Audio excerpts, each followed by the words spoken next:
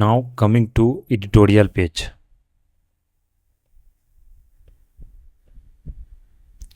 In your editorial page, there are two editorial which are very much relevant for your mains examinations because they are mainly dealing with the polity news here. So here in one that editorial which are written by Nandi Tes Nilay. So he has written a good article, a good editorial on this that how we are electing the representatives, that is MP, to the parliament. So what should be the role and ethical conduct of our MPs? How our MPs should act in the that in the means in a good being, or how they should be act in a so that the our people can get benefits. So yeah, they are talking about these things. So here we will see this editorial, that the editorial number one, if you see that here it is saying the we the people in the house. By this name editorial is there, we the people in the house. So here questions can be asked in form that what should be the role or ethical conduct of our MPs, because we often come across the news that yes, how MPs are behaving in parliament. If you see the live of that parliamentary affairs, or if any discussion is going on, then you can see how they are, some persons are behaving very misbehaving, like some are tearing the paper, some are doing certain kind of that activities which are considered as a social elements kind of things. So here the author is talking about the what should be the ethical conduct, what should be the role, what should be the duties of our MP, how MPs should behave in the parliamentary, and how they should act in a good manner, so that will be beneficial for the people of the country. So first of all, in the pointed form I will discuss here. So here it is, first of all it is saying, the first point is saying that yes, that our MPs, it is saying that first here also mentioned one philosopher, that philosopher name is Max. If you if possible, then you should remember the name of this philosopher, that is Max Sechler,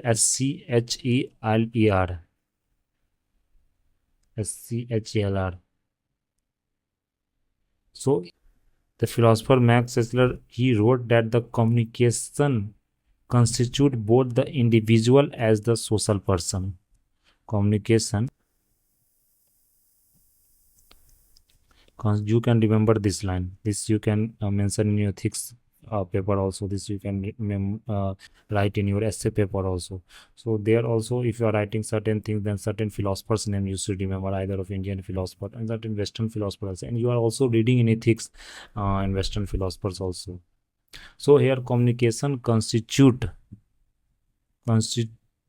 both the individual as well as the social person, as well as the social person. So in other words, it says that how you communicate with the other defines you too. The seat you occupy may have been bitterly contested, but it is a rare privilege. You are one of the 543 MPs, that is the Lok Sabha strength, who represent the world largest democracy of 1.4 billion people. So it is not that you have been represented, then you act in your favor, or you can act in your what do you think. No, it should be that if you are communicating in the that parliament, if you are saying something in parliament, then you should think about the society, you should think about the people who have elected you, and they have sent you the as their representative in the parliament.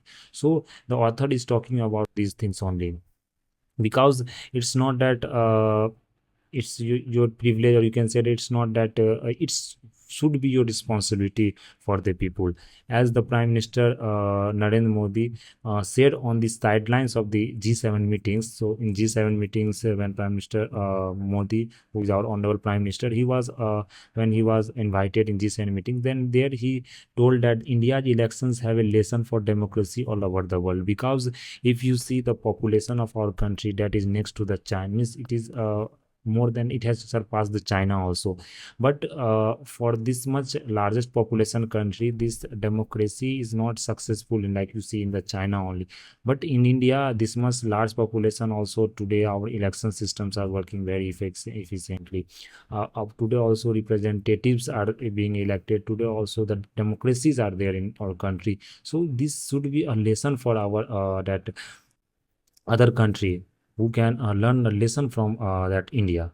So it is said that yes, if MPs are getting elected, but nowadays when you see in the parliament, then behavior of different kind of MPs who are not having that, who also use some kind of unparliamentary word in their sayings when they are discussing any kind of that policies, or any, if they are criticizing also, then there are some decorums, there are some decorums of the parliament, there are some decorums, the rules which they should maintain.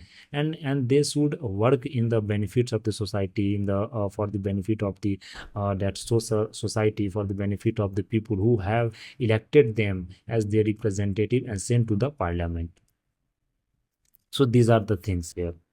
Now second things was author what author has tried to explain here, that said, listen to those who may not have voted for you. You are the representative too. We know that in our first of all, like in this line, that listen to those who have who may who may not have elected you, or you can say that voted for you, but you are the representatives too. You are their representatives, because let me explain this line, you are their representatives too.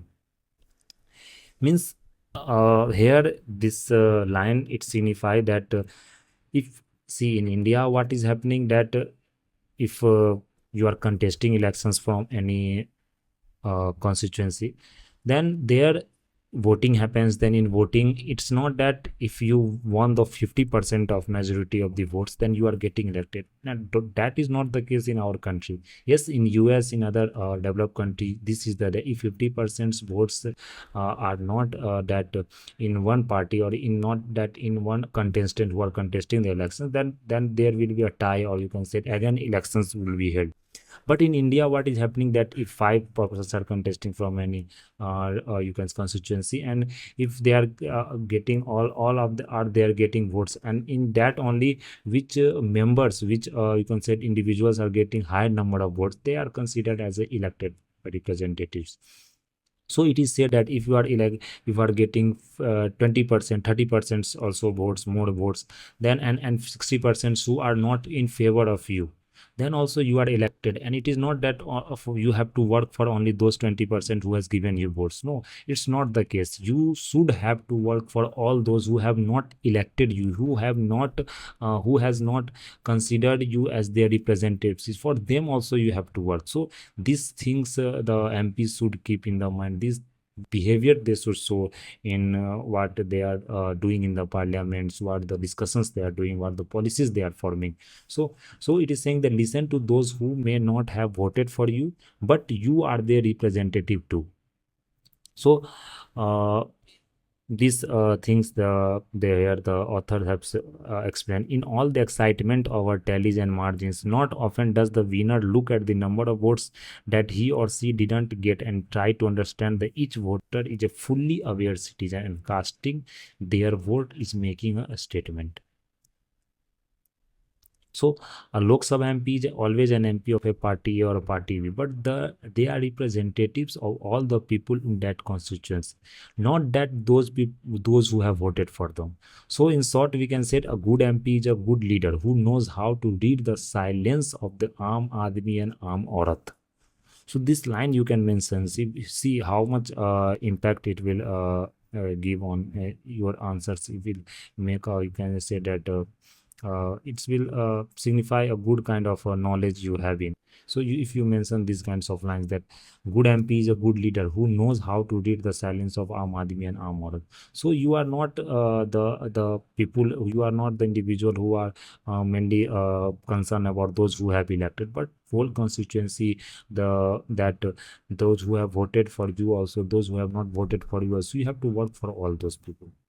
So this was this second things. Now coming to the third things, because an article is very much in a layman language. If you read it, then you will then you will understand it easily. So here only I am trying to point out those important things which are from where certain that points you can remember. Then obviously you can, after remembering these points, you can explain by giving examples also. So that points are only I am taking from the where you can extract different kind of that knowledge or different thought process you can develop here.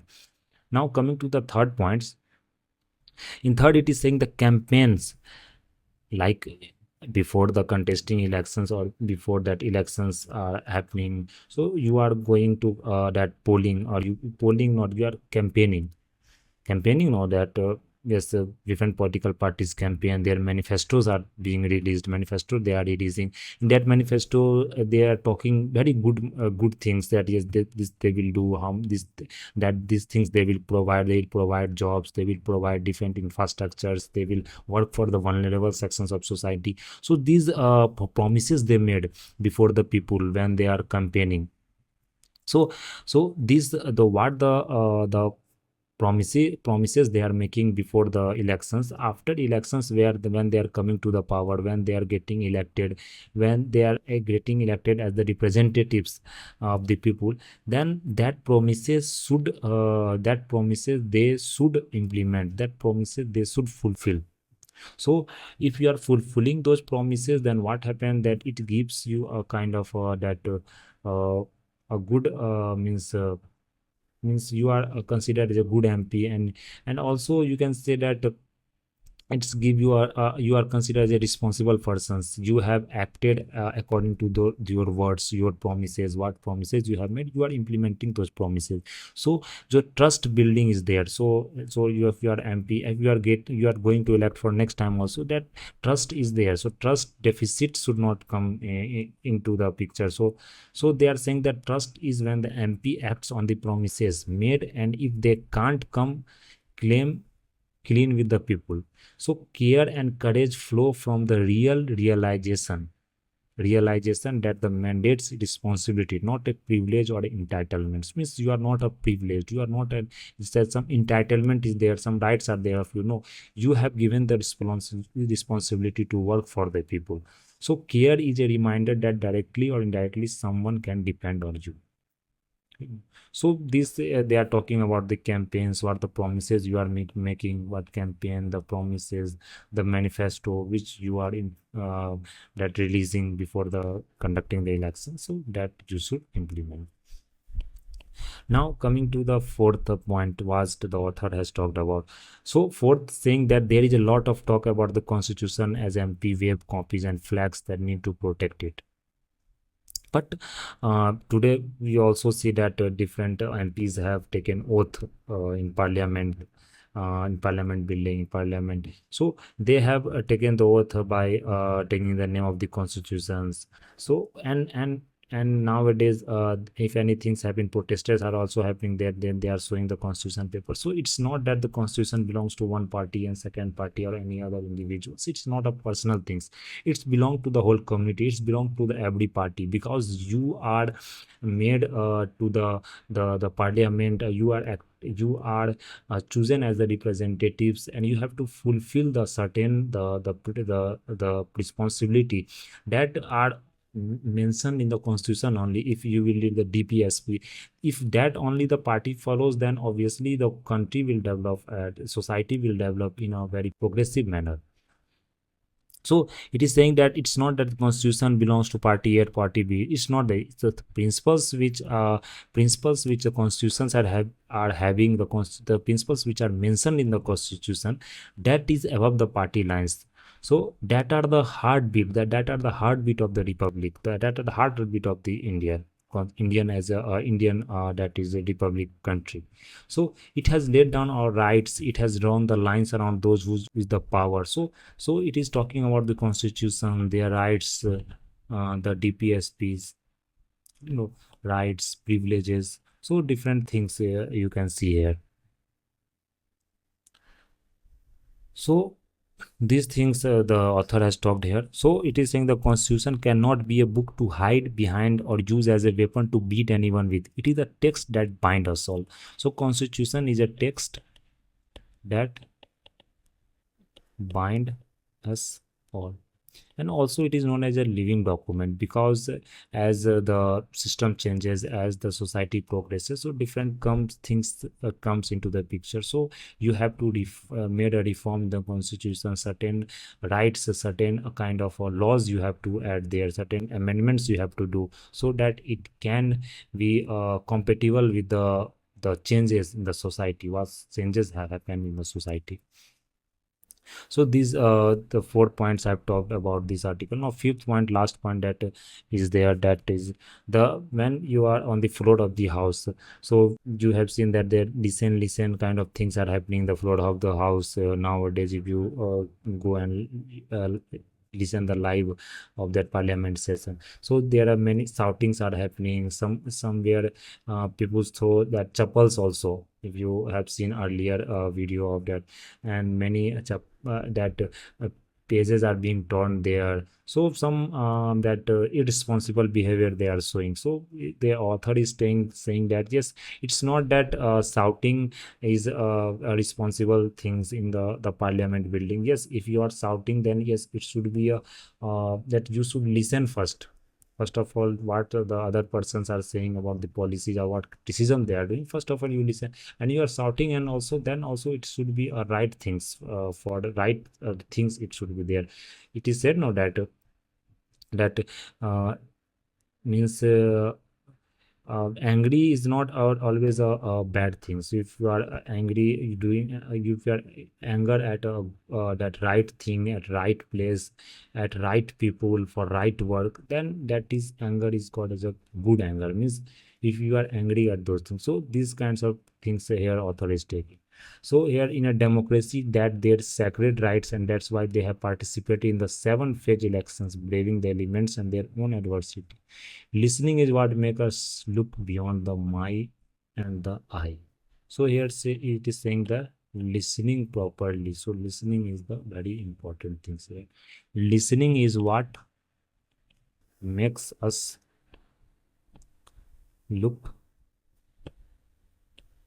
beyond the my and the I. I found this article very good article. It is interesting also if you read in it's a very in a that lucid language also. So this was the things at last the author saying that at last he's saying that listening is more important than ever. In end he's saying that all the 5 things what I have discussed here, that if you add all those things, then it is if you add a thing, then it all things comes and becomes like a being a good person, how you can begin being a good member. So goodness empowers both the speaker and the receiver. If it will help MPs be aware of the fact that people are not votes, people are not winning percentage. Not you can't consider people as a numbers, but individuals with hopes, aspirations, and fears, members of families. They are a part of parents, siblings, someone's children, colleagues at work, neighbors in the buildings, fellow passengers on a journey. So they are you and me and us. And that's why the 18th Lok Sabha is not just 543 MPs, it's also we the people.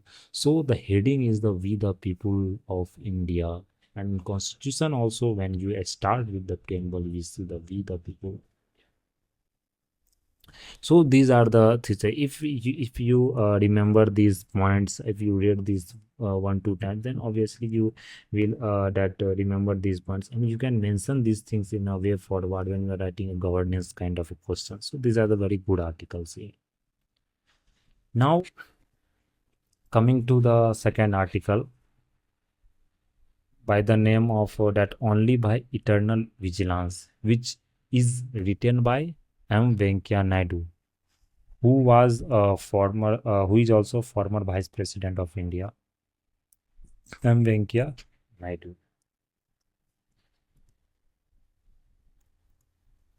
So, uh, M. Venkaiah Naidu, you all know that on 25 June,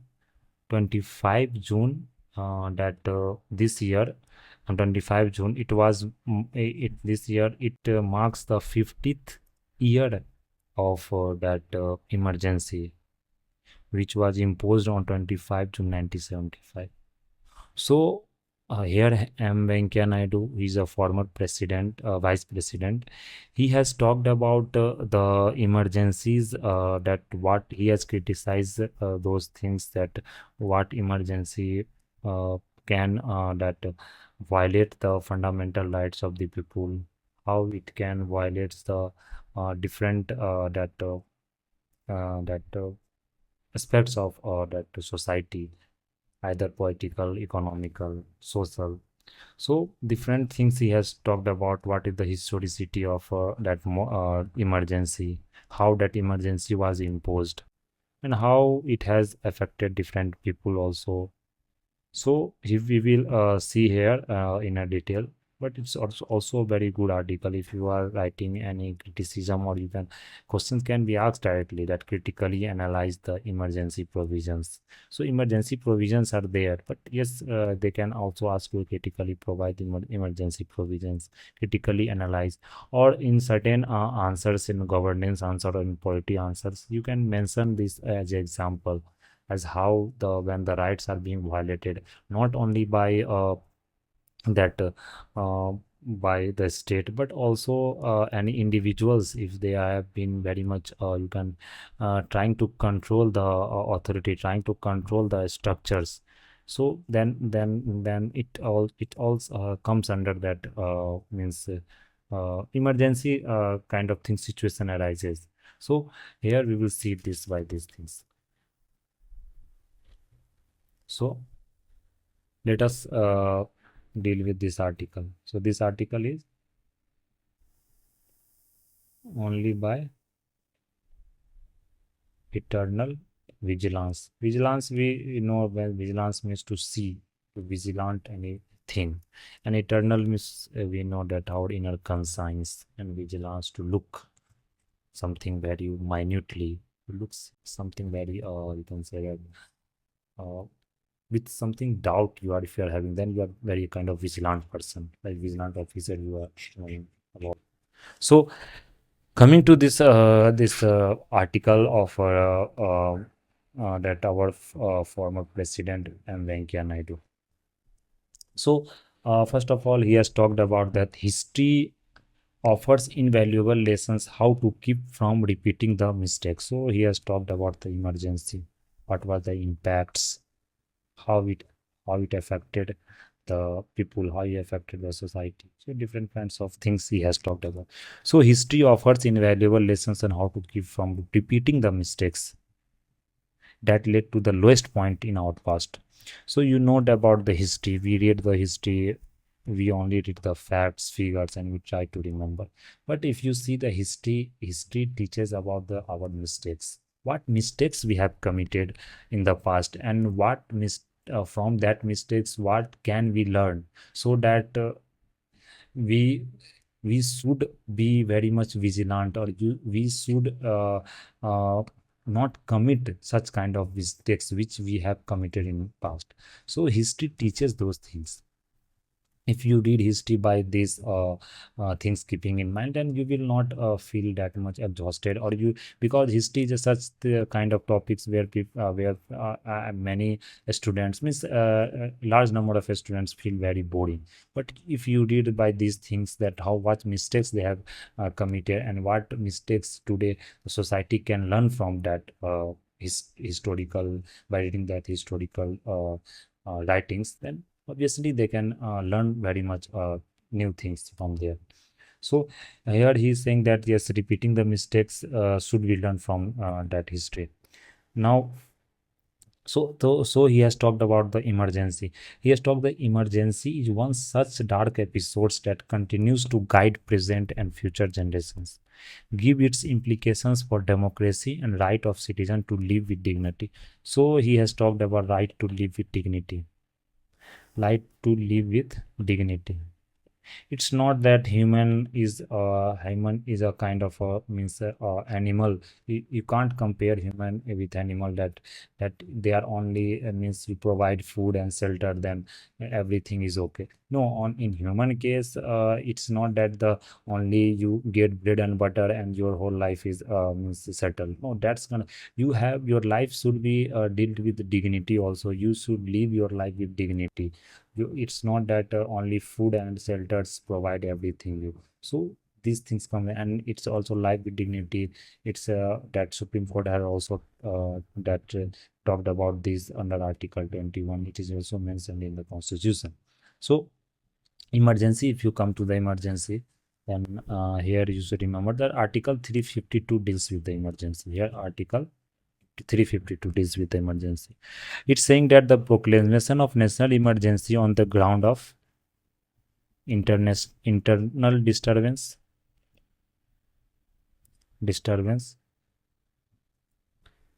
threat to national security,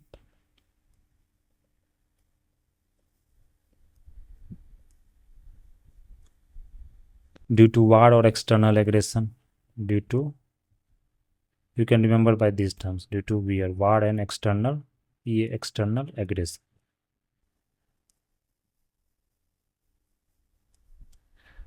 Now these are the criteria to declare the emergency. So first of all, how much times emergency has been imposed in India? Because if you see the questions of this prelims paper this year of 2024, then you have seen that there they have asked about the delimitations, how much time the delimitation commission was formed, and many students have marked those three times, but not, it was formed four times in 1952 also, 1962 also, in 1973 also, in 2002. After that, delimitation comes formed. So these things UPSC might ask about the. So these are the various you can say that important facts you have to remember. So three times national emergency has been put. When three times, the three times first was in that when Indo-China war uh, happened in 1962, when that was Indo-China war. Indo-China war. And in 1971, you will see that Indo-Pak war. And for the third time in 1975, when Indira Gandhi was the prime minister.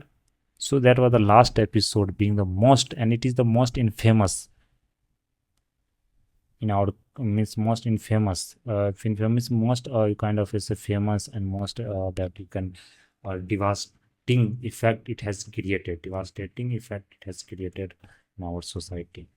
And it also marks as the in history as a means, you can say that as a, it is said now that it has a mark as a not a good things in the history. Some things like when invaders came to our country to invade, so some things not considered as a good and dark kind of a things, marks a dark in the history. So here he has talked about these things here. So when that it was imposed in 1975, then it is said that on internal disturbance, but that in the guise of this internal disturbance, the prime minister at that time, Indira Gandhi, has imposed emergency. But that was not because of internal disturbance. That was mainly because of political insecurity. Political insecurity. So there was not a genuine cause of internal disturbance. Many factors were making the PM position untenable at that times. Among them were the concentration of power in the hands of one leader. We have learned about the concentration of power in one hand, how it creates a kind of authoritarian regime. When you we have read about I have taught in that in sociology classes also about the Montesquieu, how Montesquieu has talked about at that time at 17th century, 18th century. At that time, Montesquieu has talked about the separation of powers. So, separate the powers should not be concentrated in one hand. That is legislative power, judiciary power, executive power. There should be a different organs so that the checks and balances will be kept on each other. So that kind of the concentration of powers were happening in one leader, lack of respect for democratic functioning, culture of psychophancy, corruption in the vital organs of the states, and the undermining of constitution organs like judiciary. So in this regard, the resentment was happening among the rulers, among the that times the different national freedom fighters were also there, and various peoples like great personality like Jai Prakash Narayan, who has also launched that Sampurn Kranti, total revolution, national responded in US. Jai Prakash Narayan, Jai Prakash Narayan. Now, now coming to the what lessons we should learn from this. So we have seen the what the backgrounds are there, how much times emergencies have been imposed in our country, that is national emergency. A state emergency has been imposed multiple number. You know about what is a state emergency or president's rule, that is only known as a state emergency. You know about the financial emergency, but the national emergency very much important topic, which are because these are often coming in the news. So you should remember its criteria, what are its role, who are proclaiming it, what are its tenure of that emergency, what are getting affected, which fundamentals are right are getting abolished, which fundamental rights are getting that time impacted. Very know. So these kinds of things we have to remember there. So now coming that what lessons we should understand from the lessons we should understand. So first of all, the first that lessons we should learn from here emergency, that how not to govern the states, not to govern, but how not to govern the states. First lesson is how not to govern the states.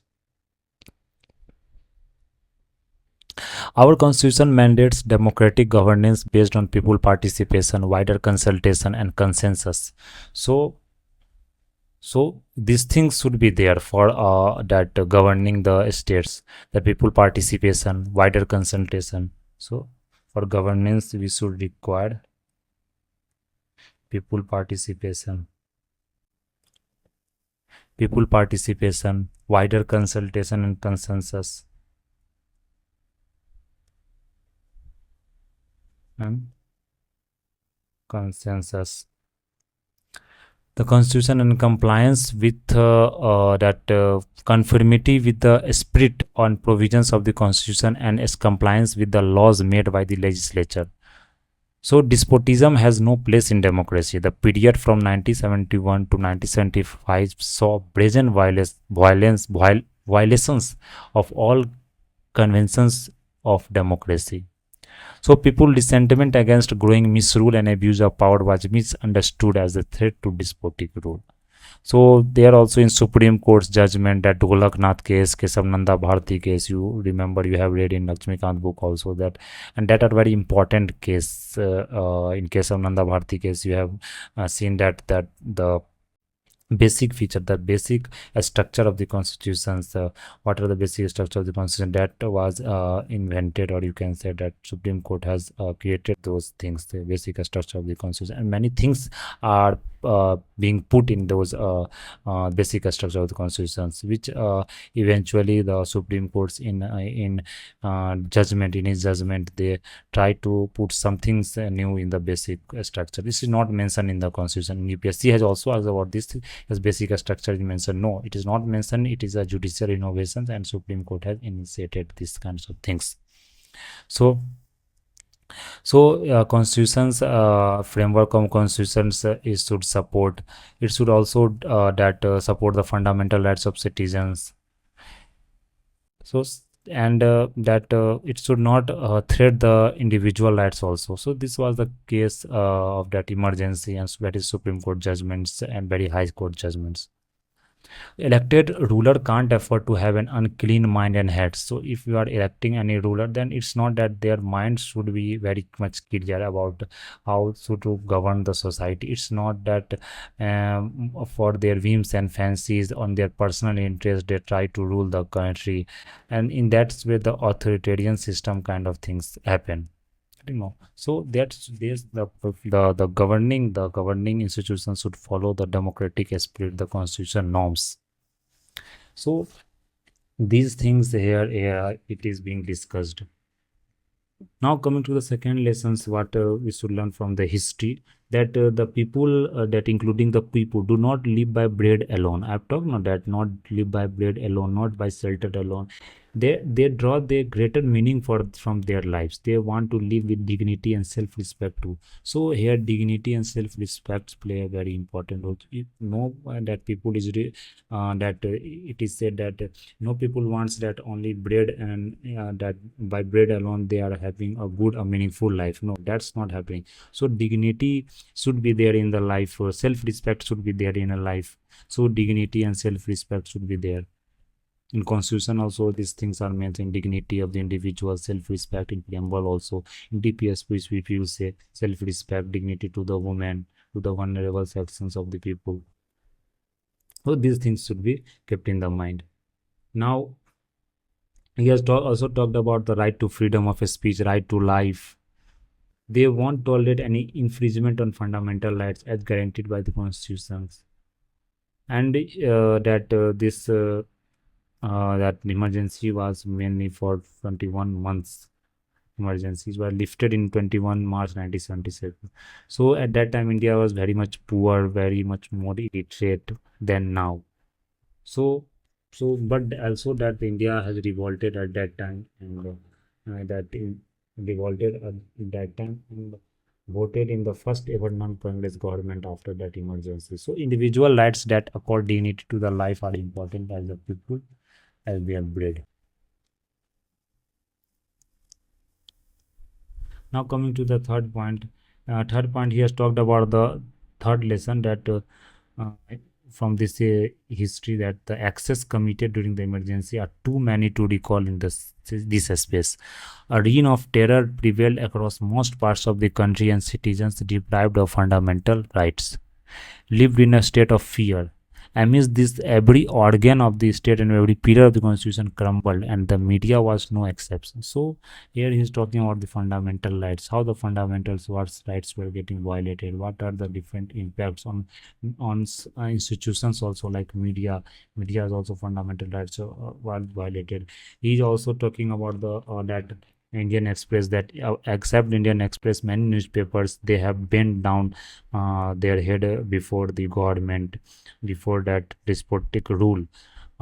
Yet, so after that, this emergency was lifted. Then, in one that interview, that Lal Krishna Advani ji also told about that, told to that journalist that you were asked only to bend, but yet you crawled. You were only asked to that follow the government, or you can say that to obey the rule of the government, but you were crawling before the government. So this should not happen with media also, because your role is, as you are considered as a fourth pillar of the democracy. So your role should be very much effective in that checks and balances, also criticizing the government, also appreciating also. So your roles are very important. So, so the government used preventive detention measure also at that time when emergency was. So various leaders who were mainly in, and then in freedom struggle also, you have learned, you have read about this leader like Jai Prakash Narayan, Lal Krishna Advani, J.B. Kriplani, Atal Bihari Vajpayee. They have also been detained.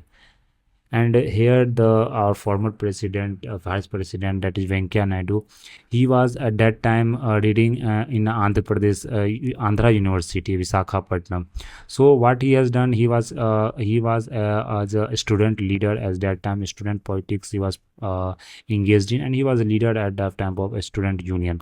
So he has invited that Jai Prakash Narayan to his college, and for that you can say that to address the university, to address the students of that university. So for that charges he was detained, that our former vice president M Venkaya Naidu, he was detained for almost 17 and a half months. Uh, uh, you can see that about 1 and 5 months means 1 and 5 years, that is 1.5 साल के लिए, about 1 and 5 years he was that detained in the different jails.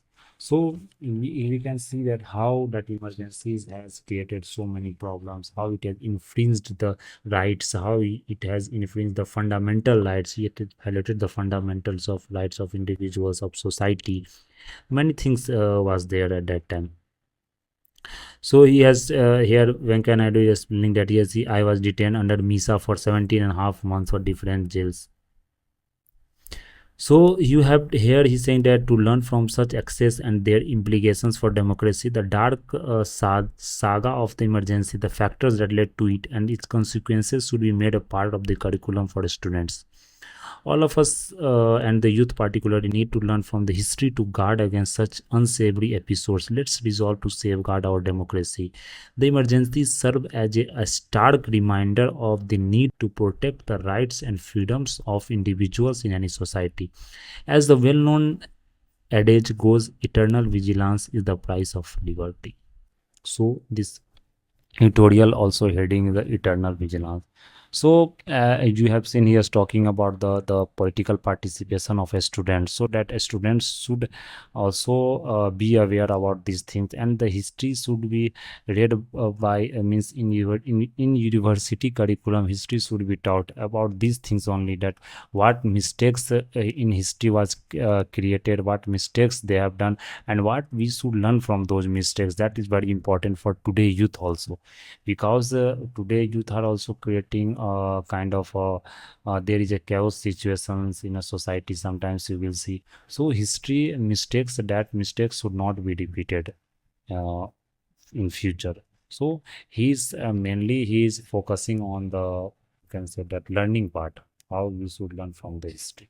So this was the main article, and I found this article a very good article, because in this tutorial when Venkaya Naidu has explained very lucid manner also, and if you write these things in your question that in an answer, then obviously it will give you edge, because great personalities writing such kind of articles, and they are using certain terms here which are not also very much, you can say, biased also. Means it's a kind of if you have to critically analyze any policies, if you critically analyze for emergency, then obviously you can write these answers.